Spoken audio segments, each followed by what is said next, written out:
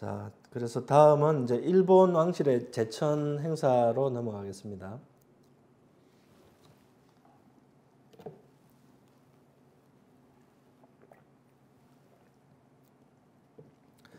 일본의 창세 신화는 그 고사기 그리고 일본 서기 그런데 이제 비교적 자세히 나오는데 거기 맨 처음에 이제 조화 삼신이 등장하는데요. 천어중 주존, 고왕산 영존, 신왕산 영존 이렇게 조화 삼신이 나옵니다. 이 삼신으로부터 만물이 이렇게 생겨나는 그런 모습을 묘사를 하는데 이것은 바로 이 신교 문화 삼신이 그대로 넘어간 것이라고 보면 됩니다. 그리고 신라 왕자 천일창 이야기가 나오는데요. 이것은 이제 일본 서기에 이런 내용이 나옵니다. 11세 수인왕 때 쓰인 천왕이라고 하는데 그 신라에서 왕자가 왔다는 거예요. 그 왕자 이름이 천일창이라는 거죠. 그 자기가 쉽게 말해서 태자인데 다음에 왕이 될 사람인데 동생한테 왕위를 이제 넘기게 하고 자기는 이 일본에 너무너무 이렇게 위대한 왕이 있기 때문에 왔다 뭐 이렇게 표현을 하더라고요. 그래서 이제 이름이 천일창이다. 하늘 천자에 날일자. 그리고 창 이제 찌르는 창 그런 이름인데요. 이분이 이제 7개의 신물을 가지고 큐슈 북부 이토 지역으로 들어왔다. 그래서 이제 그 7개의 신물은 뭐냐? 이제 여러 가지 옥, 고곡 여기 보시면 우태옥, 족곡 이렇게. 그다음에 창, 일경이란 것은 거울이고요. 그리고 웅신리라고 있죠. 마지막에 노란색으로 되어 있는 그 쿠마가 이제 곰이니까 히모로기, 쿠마노 히모로기 그것을 가져왔다. 이렇게 왔는데 지금 이제 제가 일본에서 출판된 그 일본 서기를 그대로 번역한 것을 이제 제가 봤는데 이것은 이제 제사 때 쓰는 곰의 고기가 아니냐 이렇게 주석이 달려 있더라고요. 너무나 의의가 없죠. 사실 곰의 고기를 신라에서부터 가져옵니까? 좀 사실 굉장히 웃겼습니다. 근데 이 히모록이라는 것은 제단이잖아요. 제단이고 그 신단이고 그래서 웅이란 게 뭐냐? 고뭉자. 이것은 틀림없이 이제 환웅과 연관이 돼 있다. 이거는 이제 알 수가 있는 것이죠. 근데 그런 그 신교의 세계를 너무나 몰지각하니까 곰의 고기다 이렇게 해석을 하는 거죠. 그 히모로기는 천신을 모시는 제단이자 그 신단에 있던 큰 나무인 신단수. 곰의 히모로기는 바로 웅족의 신단이다. 이것이 이제 일본 신사 문화의 효시가 됐다라고 합니다. 이 천일창 같은 경우에는 그 이제 천왕이 어디에서 살고 싶나 이렇게 하니까 이제 내가 살고 싶은 데를 찾아보겠다 해서 이제 단마국이라는 데로 이렇게 쭉 가서 거기에 정착을 해서 쭉 이제 아들, 손자 이렇게 쭉 해서 5대까지 내려가는데요.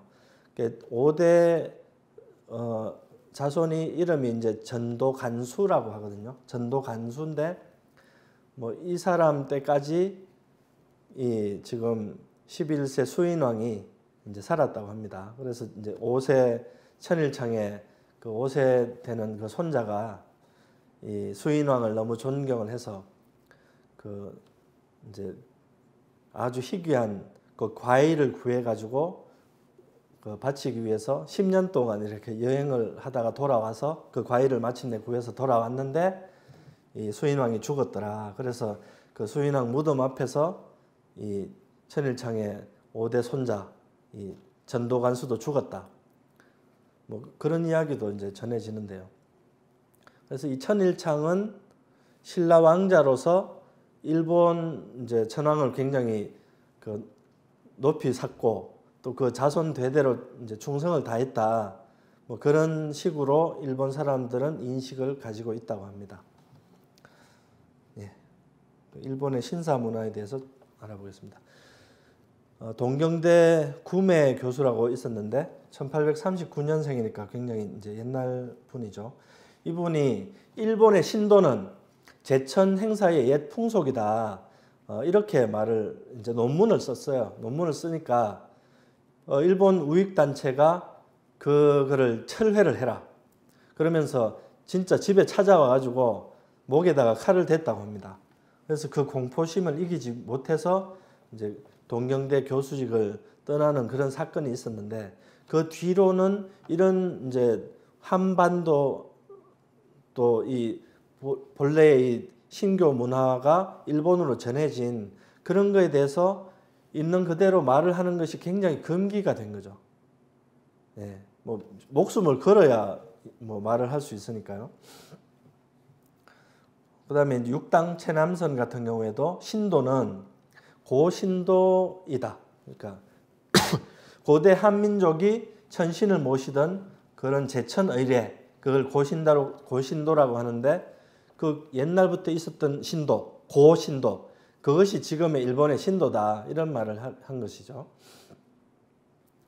그리고 지금 일본 왕실에는 신상제와 대상제라는 제례를 올리는데 이 신상제는 한신, 우리 대한민국 할 때 한신, 그리고 대상제는 소호모리 신을 소호리 신을 모시는 그런 제례라고 합니다.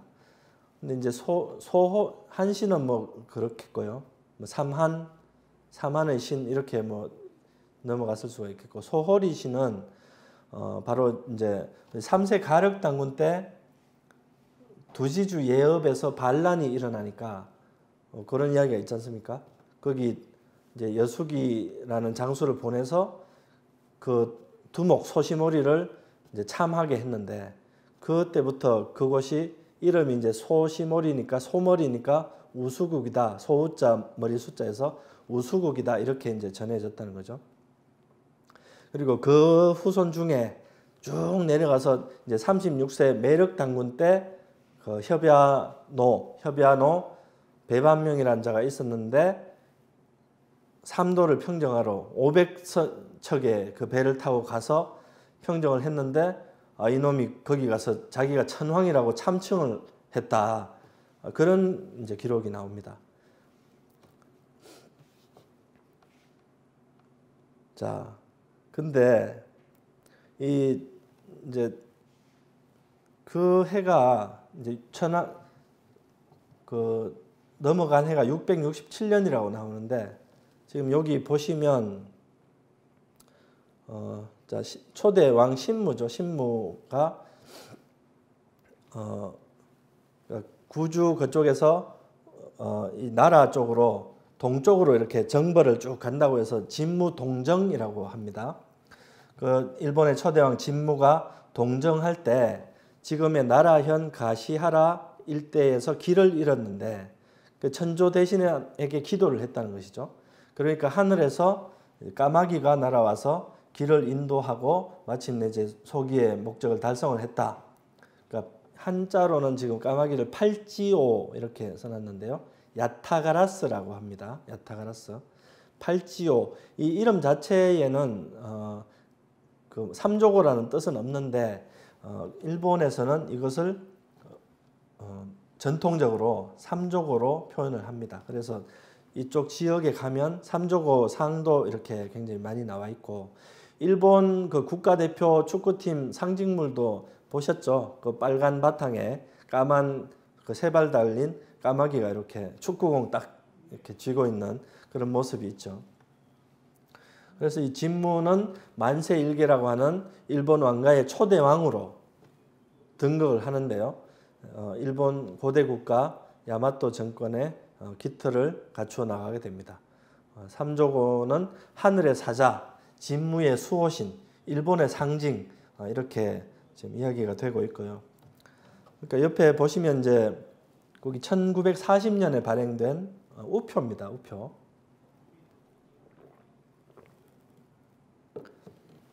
위에 보시면 이제 대일본 제국 뭐 그렇게 돼 있고, 그 밑에 한자가 오른쪽에서 이제 왼쪽으로 읽으시면 기원이 2600년 이렇게 되어 있습니다. 예, 기원 2600년 기념 그렇게 한자가 되어 있죠. 그러니까 기원이 1940년에 2600년이니까 언제입니까? 기원이 빼면 660이잖아요. 그러니까 BC 660년에 기원이다. 그러니까 그거에 이제 그 진무 원년이 그 신유년 BC 660년이거든요. 그럼 그게 언제냐? 아까 바로 그 소시모리의 후손 협야노가 넘어간 게 667년이지 않습니까? 그래서 이제 이게 쭉 평정이 되고 딱 이렇게 천왕으로 등극을 했다는 것이죠. 그게 660년 이렇게 아주 해가 딱 맞아 떨어지는 그런 글을 볼 수가 있습니다. 자, 그래서 이제 일본의 대표적인 신사 두 곳을 보고 이제 마무리를 하겠습니다. 일본에서 이제 제일 오래된 신사가 뭐냐 했을 때는 이즈모 대사, 이즈모 타이샤 뭐 이렇게 하는데요. 시마네현 포항에서 이렇게 쭉 일본 쪽으로 동해를 건너면 시마네현이 있는데요. 거기에 이즈모시에 위치한 일본에서 가장 오래된 신사가 바로 이 이즈모 대사입니다. 그래서 처음에는 조선에서 유래된 천신, 삼신상제님을 모시는 사당이었다고 해요. 근데 지금은 그 스사노, 그 천조 대신의 동생이죠. 스사노의 후손인 대국주신을 모시고 있다고 합니다. 그래서 여기에 문화를 보면 매년 10월이면 이제 신들이 이 전 일본의 신들이 바로 이 이즈모 지역으로 모인다. 그래서 신들이 모이는 달이다 해서 신유 있을 유자 신유월 이렇게 부르고 있고요. 그러면 10월 말고 다른 때는 없을 무자 써서 신무월이다 이렇게 부른다고 합니다. 일본 내에 10만 개 신사의 원조인데 그 일본 신사 문화의 본 고향이라고 할 수 있죠. 그런데 이제 19세기 뭐 여러 가지 과정을 거쳐서 메이지 정부 때 이제 수도인 동경에 가까운 이세신궁을 그 위격을 격상하면서 이 이즈모 대사는 상대적으로 좀 이제 쇠락하게 된다 이렇게 보시면 되겠습니다. 지도를 보시면 이제 위치가 이렇게 이즈모 대사는 일본에서 보면 서쪽이지만 그 동해를 건너서 우리나라에 가까운 쪽이고 동경에서 가까운 이세신궁 저쪽에는 이제 그 이세신궁을 격상을 하게 됐다 그렇게 되어 있고요. 자, 이즈모 대사의 신락전 모습입니다. 신을 이제 즐겁게 해드린다. 뭐 그 대형 검줄이 보이시죠? 뭐 이 환양곡이 북 콘서트를 통해서 여러 번 이제 공개가 됐었는데요. 새끼 짚을 가지고 저렇게 큰 검줄을 만들어서 한다는 게 참 놀랍습니다. 굉장히 좀 사이즈는 일본은 저는 이제 옛날에는 축소지향의 뭐 일본이다 이어령 교수가 뭐 그런 이야기도 하고 해서 작은 걸 좋아하나 보다 했는데 막상 일본에 가보니까 저런 뭐 검줄뿐만 아니라 뭐 동대사 그런 절에 가면 그 불상 크기 하면 뭐 어마어마하죠. 뭐 중국 완전 뭐 뺨치는 그런 대형 사이즈를 뭐 볼 수가 있는 그런 건데요. 자, 그래서 이 이즈모 대사는 그 본전에서 멀지 않은 거기에서 이제 이 지름이 3m, 그러니까 큰 아름드리 되는 나무 3개를 묶어 가지고 하나의 기둥으로 쓴 그런 흔적이 유적이 발견이 됐어요. 그래서 그 유적을 이제 가지고 이렇게 높은 위치에 신전을 모셨다 하는 그런 이제 복원을 이렇게 했습니다. 거기 보시면 계단으로 지금 흰 옷 입은 제신들이 쭉 올라가는 게 보이시죠? 뭐 규모가 상당했을 걸로 생각됩니다. 자, 2세 신궁으로 넘어가겠습니다. 2세 신궁은 현재 아마데라스 오미카미를 주신으로 모시는 일본 제1의 신사입니다. 근데 처음부터 2세 신궁에서 아마데라스 오미카미를 모신 건 아니고요. 원래는 고황산 영존을 모셨는데 아까 그 천일창 때 나왔던 11세 수인왕 때 2세기죠.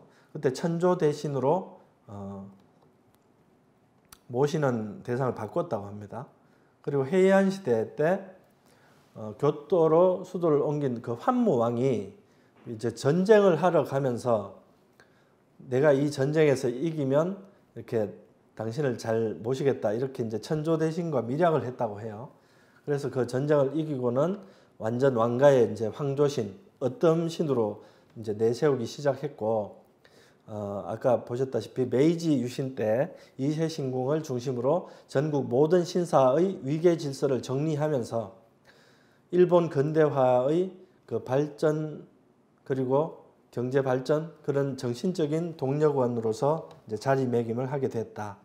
지금도 이제 그 내각이 교체가 되면 수상 이하 전 강요가 참배를 하러 간다고 합니다. 위에 지금 보시면 이세 신궁 그 기시다 총리가 올 초에도 이렇게 참배를 이세 신궁에서 참배를 하고 밑에 아베 전 수상도 이렇게 이세 신궁을 자주 참배를 했다 하는 모습을 볼 수 있습니다. 하여튼 뭐 극진히 모십니다. 아침 저녁으로 이렇게 제관들이 음식을 해서 신에게 공양을 하고 제일 이제 그 눈에 띄는 건 식년천궁이라는 것인데요. 이 사진은 이제 그 1945년 그 무렵에 찍은 사진인데 보시면 이제 똑같은 세트가 아래 위로 두 개가 있잖아요. 그러니까 위쪽은 보면 좀 뽀얗고 밑에는 좀 희끄무리한데 이게 20년마다 이제 새로 지어가지고 그 옆에 새로 그 신을 저쪽으로 모시는 겁니다.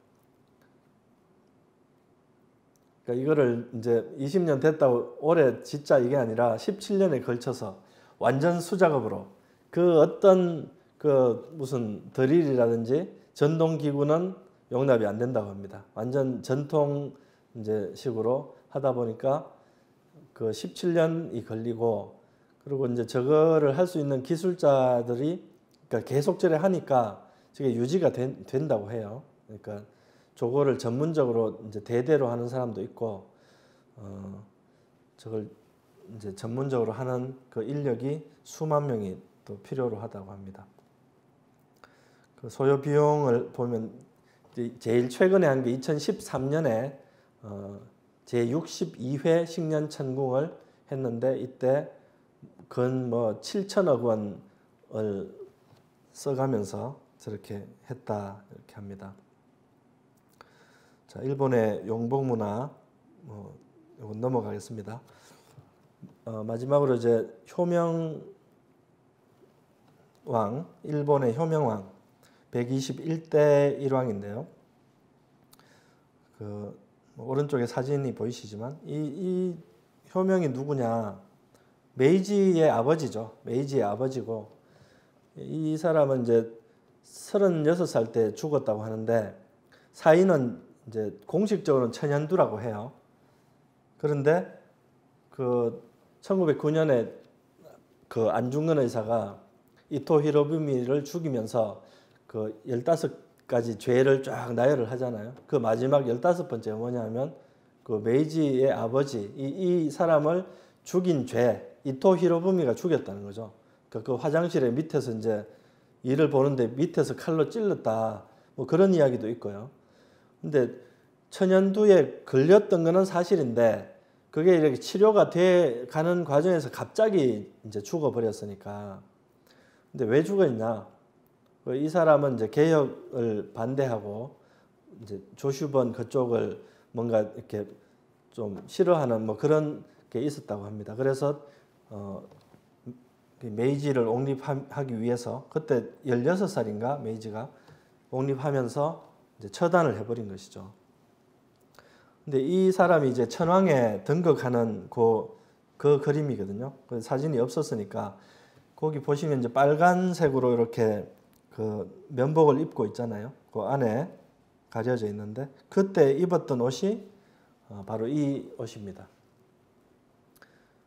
이 옷을 보시면 이게 앞뒤로 이렇게 찍은 것이고요.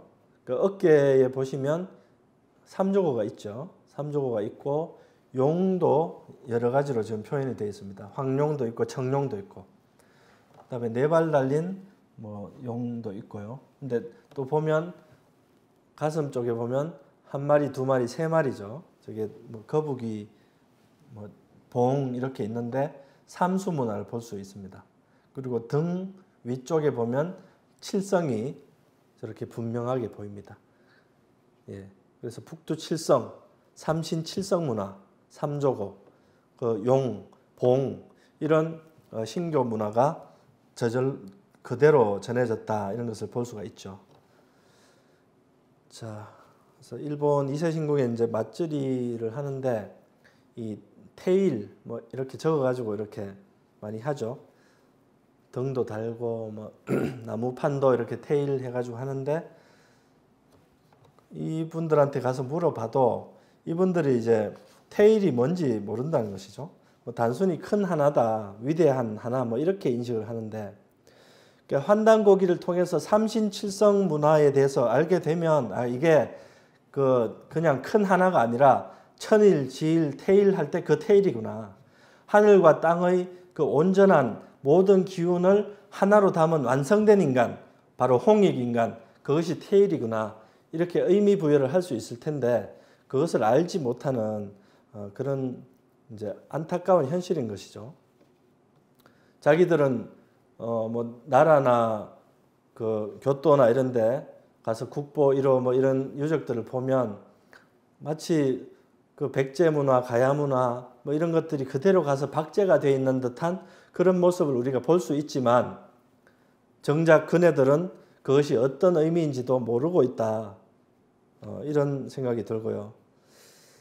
참 아까 그 아메리카 인디언 운디드니 사건을 보면 이들도 신교의 부활을 그렇게 꿈꿨지만 정치적으로 경제적으로 참 무력적으로 이렇게 역량이 문화적으로 부족했기 때문에 그 꿈을 성취를 하지 못하고 또 우리나라 같은 경우에도 참 동학혁명 때 그 꿈을 이루지 못했지 않습니까? 수만 명이 그 꿈을 향해서 외치고 또 목숨을 바치고 했지만 성취하지 못했다. 근데 지금은 이 대한민국이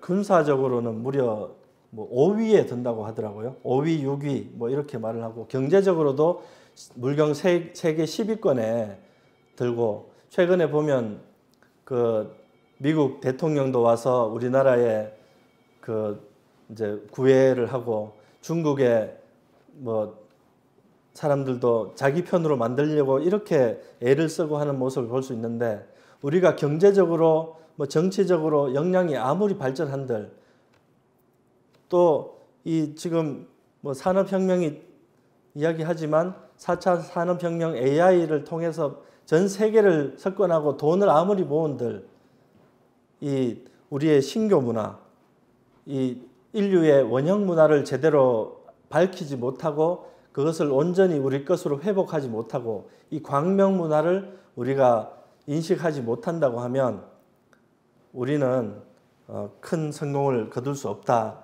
그런 생각을 합니다.